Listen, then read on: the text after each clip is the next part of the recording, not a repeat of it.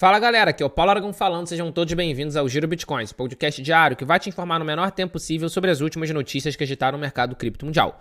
Para começar o episódio de hoje, quinta-feira, dia 5 de junho de 2025, cada unidade do Bitcoin está em queda nas últimas 24 horas de aproximadamente 0,6%, com cada unidade nesse instante em 104.100 dólares americanos. Já o Ether, segundo maior criptoativo do mercado, está com uma queda um pouco mais acentuada, uma queda de 1,4% ao longo desse último dia, com cada unidade nesse instante em 2.570 dólares. A gente vê as principais criptomoedas do mercado em correção, as principais criptomoedas do mercado em queda. Solana está com uma queda superior a 3%, XRP com uma queda superior a 2%, a SUI com uma queda superior a 1,7%, a Chainlink com quase 3% de queda. Então a gente está vendo todo o mercado cripto em correção. A gente já esperava uma realização de lucro, a gente já tinha comentado isso aqui no Giro Bitcoin ao longo dos últimos dias e ao longo do dia de hoje isso tem sido um pouco mais intensificado. De qualquer maneira, a gente nota que não está acontecendo apenas no mercado cripto, o mercado de estoques, o mercado acionário dos Estados Unidos, por exemplo, nesse instante também está em queda. O mercado abriu há cerca de uma hora, nesse momento de gravação do episódio. O S&P 500 está operando em queda de 0,14%, a Nasdaq 0,17% de queda e a Dow Jones 0,18%. O mercado, que nem eu falei, abriu há uma hora atrás, ainda está começando a intensificar as negociações e hoje, pelo visto, está apontando para um cenário de queda.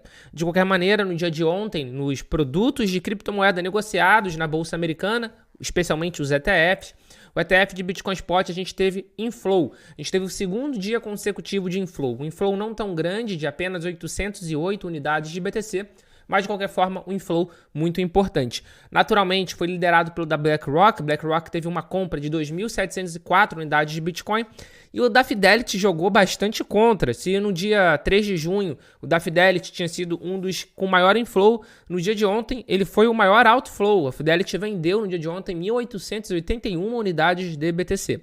De qualquer maneira, saldo final positivo, saldo final no verde, o que é muito importante. Afinal de contas, como eu falei, foi o segundo dia consecutivo de entrada, o que demonstra que os institucionais e os investidores tradicionais estão continuando comprando BTC, mesmo com esse cenário de incerteza macroeconômica global.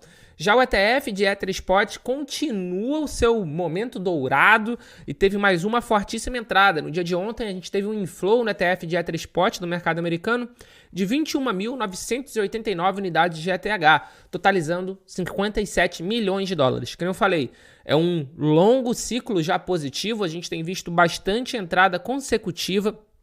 Já são mais de 10 dias consecutivos de inflow no ETF de Ether Spot, o que sem sombra de dúvida está ajudando a segurar o preço do ETH nessa correção, nesse momento, e além disso também está ajudando a melhorar o prognóstico do Ethereum no longo prazo. A gente sabe que o ETF de Ether pode sofrer diversas mudanças ao longo desse ano com essa nova administração da SEC, especialmente com a aprovação da questão de staking, ou seja, o ETF podendo gerar rendimento para os seus cotistas, e isso, sem sombra de dúvida, já está atraindo atenção para esse produto de criptomoeda. A gente sabe que existem também mais de 70 pedidos de produtos de cripto de se transformarem em ETFs ao longo desse ano na SEC, protocolados na SEC, e sem sombra de dúvida, essa questão do staking é uma das questões principais. Dando prosseguimento ao episódio de hoje, agora falando sobre o JP Morgan, um dos maiores bancos do mundo. De acordo com uma informação com um relatório publicado inicialmente pela Bloomberg, o JP Morgan vai passar a aceitar ETF de criptomoeda como colateral, como garantia de empréstimos. Inicialmente, eles vão aceitar cotas do ETF de Bitcoin Spot da BlackRock, do IBIT, justamente como garantia, como colateral na hora da contratação desse empréstimo. Vale ressaltar que o CEO do JP Morgan, o Jamie Dimon, ele é conhecido por ser cético, por ser crítico ao Bitcoin. Mas, de qualquer maneira, a gente já vê que de uns tempos para cá ele tem mudado pelo menos um pouco a postura. Se antes a postura dele era extremamente proibitiva em relação à criptomoeda, agora ele está tendo uma postura um pouco mais libertária em relação à cripto. Abre aspas, eu não acho que você deva fumar, mas defendo o seu direito de fumar. Eu defendo o seu direito de comprar Bitcoin. Fecha aspas. Essa declaração dele é bastante recente e isso, sem sombra de dúvida, já é uma mudança de postura dele. Afinal de contas, antigamente ele não defendia o direito dos seus clientes, dos seus usuários de comprarem BTC, de terem alguma exposição em criptomoeda. E é claro que também a mudança da administração federal dos Estados Unidos, onde a gente consegue ver que as normas para os bancos poderem oferecer cripto, para poderem oferecer Bitcoin para os seus usuários, para os seus clientes, estão mais flexibilizadas essas normas, e isso, sem sombra de dúvida, tem feito o JP Morgan correr atrás também do produto cripto. Afinal de contas, a gente tem visto diversas outras instituições oferecendo, adotando o BTC, e o seu JP Morgan, não buscar fazer alguma coisa, vai acabar ficando para trás. E esse sentimento de acabar ficando para trás acaba gerando o quê? Um FOMO, Fear of Missing Out. E a gente tem visto uma verdadeira corrida de empresas ao redor do mundo para comprar BTC, para comprar algumas outras criptomoedas, justamente por esse medo de ficar de fora. Para vocês terem uma ideia, 61 empresas listadas publicamente, ou seja, de capital aberto, listadas na bolsa, detêm mais de 3% do fornecimento total de Bitcoin. Para quem não sabe, o fornecimento total de Bitcoin é de 21 milhões, que vão ser minerados até 2140. Não vai existir nenhuma unidade a mais de BTC. E hoje a gente já tem 61 empresas que têm mais de 3% desses 21 milhões. É uma quantia muito grande se a gente parar para pensar friamente. Ainda mais se a gente pensar que essa corrida começou recentemente. Se a gente olhar um ranking das empresas listadas em bolsa que detêm Bitcoin, a líder é por muito a MicroStrategy. Atualmente o nome dela é Strategy, mas era até ano passado MicroStrategy, que tem 580.250 BTC.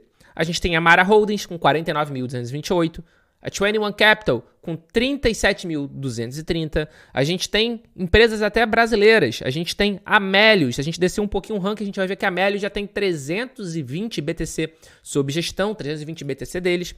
E isso, sem sombra de dúvida, é uma corrida. A gente tem visto diversas empresas ao redor do mundo copiando a estratégia da Strategy. A Strategy começou a comprar Bitcoin, as suas ações dispararam, porque acabou sendo uma forma de investidores que não podiam se expor diretamente ao Bitcoin conseguirem comprar. Isso tem sido feito até hoje. Para vocês terem uma ideia, o Banco Central da Suíça acabou de aumentar a exposição deles em Strategy, na MSTR, né, que é a estoque da Strategy na Nasdaq.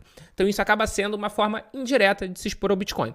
E a gente vê empresas do mundo todo, Estados Unidos, Canadá, Japão, França, Brasil, China, enfim, diversas, Hong Kong, Alemanha, Coreia do Sul, diversas empresas, o mundo todo tem feito essa corrida. E mais do que isso, a gente tem visto essa estratégia tem dado certo. Além da valorização do Bitcoin, isso tem acabado gerando uma valorização também do preço da ação. Aqui, por exemplo, a gente tem um ranking que mostra as ações que mais valorizaram no mercado brasileiro. E esse ano, de 2025 até o dia 2 de junho, né, de 1º de janeiro de 2025 até o dia 2 de junho, a ação que mais valorizou foi a da Melius, que foi justamente depois que eles começaram a comprar BTC, que fizeram uma mudança de empresa para seguir essa cartilha da MicroStrategy. A Melius já valorizou de 1º de janeiro para cá 197%, uma valorização de quase 200%. A gente tem visto essa corrida acontecendo no mundo todo e mais do que isso, o BTC, a criptomoeda, já se tornou inclusive um tema político. O BTC, na minha opinião, ajudou na eleição do Donald Trump. Ajudou a convencer alguns eleitores, uma parcela considerável, a votarem no Donald Trump. O BTC, a criptomoeda, fez parte da campanha dele. Ele falou que ia criar uma reserva estratégica de BTC nacional, que de fato criou. A gente tem visto diversos estados, inclusive, já começando a copiar essa questão de reserva estratégica, com vários projetos de lei em tramitação. E agora, o líder da oposição da Coreia do Sul, que era da oposição, tomou posse como presidente após uma vitória decisiva na eleição antecipada, tendo feito campanha com uma plataforma que incluía uma série de políticas pró-cripto. Ou seja, o candidato pró-cripto foi eleito na Coreia do Sul. Ele tem planos, para vocês terem uma ideia, de permitir que o fundo de pensão estatal invista em criptomoedas, aprovar ETFs de Bitcoin e lançar uma stablecoin própria lastreada em won coreano. A gente tem visto isso acontecendo ao redor do mundo todo. Cripto, BTC, tem se tornado um tema cada vez mais importante, cada vez mais relevante. E isso, inclusive, aqui no Brasil. Uma pesquisa recente feita pela Ambima junto com o Datafolha apontaram um recuo da adoção da caderneta de poupança. A caderneta de poupança caiu de 25% para 23%. E em direção contrária, o levantamento mostrou um salto de 2% para 4% no número de jovens investidores em criptomoedas. Abre aspas. Enquanto as gerações mais velhas ainda veem a poupança como um refúgio seguro, os jovens preferem a possibilidade de explorar novas opções de investimento. Eles estão mais propensos a adotar tecnologias financeiras inovadoras, aproveitando a flexibilidade e as oportunidades de diversificação oferecidas pelas criptomoedas. Quem falou isso foi o Ney Pimenta, da BitBank, o CEO da BitBank, uma exchange brasileira que funciona como uma agregadora de diversas outras plataformas. Então a gente tem visto a criptomoeda, de uma forma geral, crescendo, especialmente entre os mais jovens, enquanto outros tipos de investimento recuam. É natural. Os mais jovens acabam sendo mais abertos à inovação, só que isso é algo que a gente tem visto que está se espalhando completamente. É o que eu tenho falado em quase todos os episódios aqui do Giro Bitcoin. A corrida laranja já começou, mas ela ainda está apenas no começo.